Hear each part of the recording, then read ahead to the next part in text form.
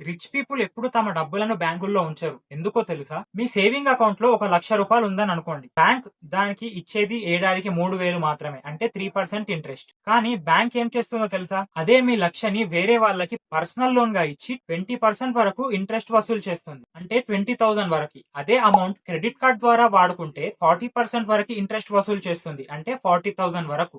మీ లక్షతో bank 20 నుంచి 40,000 వరకు profit సంపాదిస్తుంది. మీకు ఇచ్చేది మాత్రం కేవలం 3,000 మాత్రమే. 17 నుంచి 37,000 మధ్యలో బ్యాంక్ ప్రాఫిట్ ఉంటుంది. ఇది తెలిసిన వాళ్ళు రిచ్ పీపుల్ ఏం చేస్తారో తెలుసా? వాళ్ళ ఎక్స్ట్రా అమౌంట్ బ్యాంకుల్లో అస్సలు ఉంచరు. గోల్డ్ లేదా సిల్వర్ లాంగ్ టర్మ్ ఇన్వెస్ట్మెంట్ చేస్తారు. 10 నుంచి 15 సంవత్సరాలు వాళ్ళు యావరేజ్ గా ఇన్వెస్ట్ చేసిన 10 to 12% ఇంట్రెస్ట్ ఇచ్చాయి. కానీ గుర్తుంచుకోండి, ఇది గ్యారంటీడ్ కాదు. ఎందుకంటే ప్రైస్ రోజు రోజుకు పెరుగుతూ ఉంటుంది, తగ్గుతూ ఉంటుంది. సెకండ్ వన్, బిజినెస్ పార్ట్నర్షిప్స్ చేస్తారు. తమ దగ్గర ఉన్న ఎక్స్ట్రా అమౌంట్ చిన్న బిజినెస్ లో పెట్టుబడి పెట్టి బిజినెస్ గ్రోత్ లో షేర్స్ సంపాదిస్తారు. థర్డ్ వన్, గవర్నమెంట్ స్కీమ్స్ లో ఇన్వెస్ట్ చేస్తారు. పూర్తిగా రిస్క్ ఫ్రీ అండ్ సేఫ్ గా ఉండాలంటే గవర్నమెంట్ స్కీమ్స్ లో పెట్టుబడి పెడతారు. ఇవి ఫిక్స్ గా 7 to 8% గ్యారంటీ రిటర్న్స్ ఇస్తాయి.